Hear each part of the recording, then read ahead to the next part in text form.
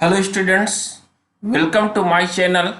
और आज हम लोग कुछ आगे की बात करेंगे जिसमें क्लास 9th सोशल साइंस और इसके अंतर्गत क्लास 9th सोशल साइंस में हमारा एक खंड है, भूगोल का खंड है समकालीन भारत। तो इस समकालीन भारत में अध्याय 11 और इसमें लेसन दिया गया है जनसंख्या। तो आज इस जनसंख्या के लेसन से ये इम्पॉर्टेंट है और इसके कुछ टॉपिक को हम लोग यहाँ पे पढ़ेंगे। तो शुरुआत करते हैं हम लोग। और यहाँ पे एक टॉपिक है हमारा प्रवास। अब ये प्रवास क्या, इसको हम माइग्रेट भी कह सकते हैं, माइग्रेशन। अब माइग्रेशन क्या होता है, प्रवास क्या होता है?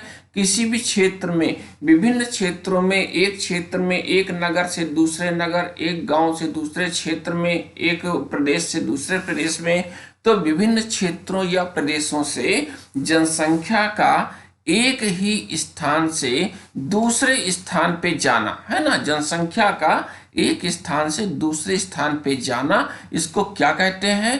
प्रवास कहते हैं। ठीक है, आप ही हैं, एक शहर से दूसरे शहर में जा करके बस जाएं, अपने गांव से आकर के अपने नगर में बस जाते हैं, तो इसको क्या बोलेंगे? प्रवास बोलेंगे। तो हम इसको अपनी डिफिनीशन की भाषा में कह सकते हैं कि विभिन्न क्षेत्रों या प्रदेशों से जनसंख्या का एक स्थान से दूसरे स्थान में जाना प्रवास कहलाता है। अब इसके आगे और बात करेंगे तो प्रवास के प्रकार। अब प्रवास कितने प्रकार का होता है? तो प्रवास दो प्रकार का होता है।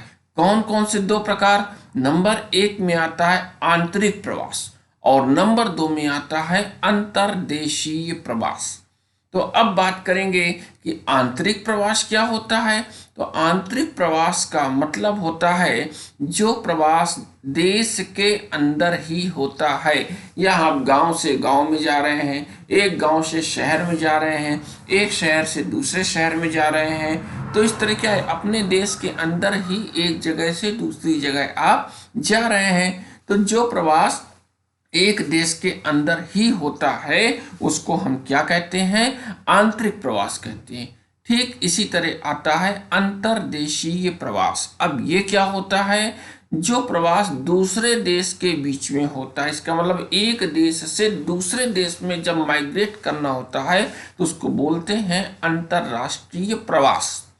इसके बाद और आगे हम लोग चलेंगे तो अब आंतरिक प्रवास के लिए उत्तरदायी कारण। इसका मतलब हम एक गांव से दूसरे नगर क्यों जाते हैं या एक शहर से दूसरे शहर क्यों जाते हैं, कौन कौन से इससे फैक्टर्स हैं। तो यही यहाँ पे कारक हमको जानना है कि आंतरिक प्रवास के लिए कौन कौन से उत्तरदायी कारक होते हैं। इसमें नंबर 1 में आता है गरीबी तथा रोजगार। कुछ लोग अपनी गरीबी को दूर करना चाहते हैं तब वो दूसरे क्षेत्र में जाते हैं। कुछ लोग रोजगार पाना चाहते हैं तो वो दूसरे क्षेत्र में जाते हैं, है ना, वहाँ प्रवास कर जाते हैं। इसके अलावा अपने जीवन स्तर को बेटर बनाना चाहते हैं, शिक्षा के अवसर, एजुकेशन लेने, कोचिंग करने, है ना, इसके लिए भी वो दूसरे क्षेत्रों में जाते हैं। तो ये मेन फैक्टर्स होते हैं कि वहाँ की गरीबी की स्थिति, वहाँ रोजगार की क्या दशाएं चल रही हैं, जीवन स्तर कैसा चल रहा है और शिक्षा के अवसर कैसे हैं। इस आधार पे ये फैक्टर्स होते हैं आंतरिक प्रवास के लिए। इसके अलावा यहाँ पे एक चीज और हम लोग टॉपिक देखते हैं, जनसंख्या की व्यावसायिक संरचना। तो जनसंख्या की व्यावसायिक संरचना ये होती क्या है, इसके बारे में भी समझना है। तो कुल जनसंख्या का वह अनुपात, किसी भी जगह में जनसंख्या का एक अनुपात, कैसा अनुपात, जिसमें किसी देश की जनसंख्या विभिन्न व्यवसायों में लगी होती है। कोई जो है जॉब कर रहा है, कोई डॉक्टर का काम कर रहा है, कोई वकील का काम कर रहा है, कोई मजदूरी काम कर रहा है, कोई खनन काम कर रहा है, कोई खेती का काम कर रहा है। तो वहाँ की कुल जनसंख्या जो है उसका वह अनुपात जिसमें किसी देश की जनसंख्या विभिन्न व्यवसायों में लगी होती है उसको हम क्या कहते हैं? जनसंख्या की व्यावसायिक संरचना कहते हैं। अब आगे चलते हैं हम लोग कि भारत में व्यावसायिक वितरण किस आधार पे है।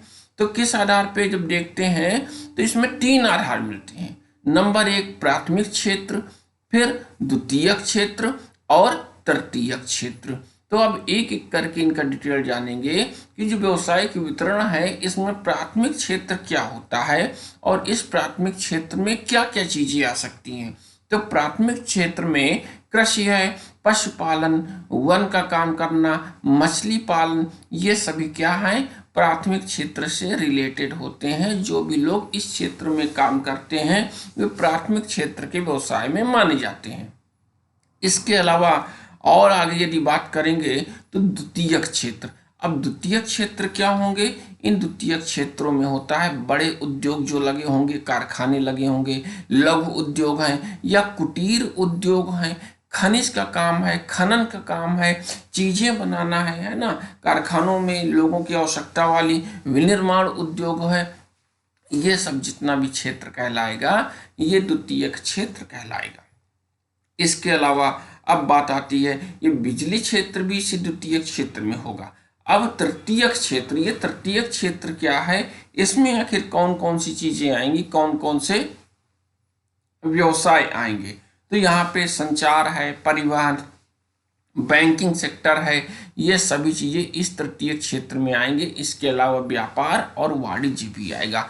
तो इन सभी चीजों का आप लोग डिटेल कर लीजिएगा और प्रॉपर मुझसे चेक करा लीजिएगा। और इसके बाद थैंक यू फॉर वाचिंग और मिलते हैं हम अपने नेक्स्ट टॉपिक पर।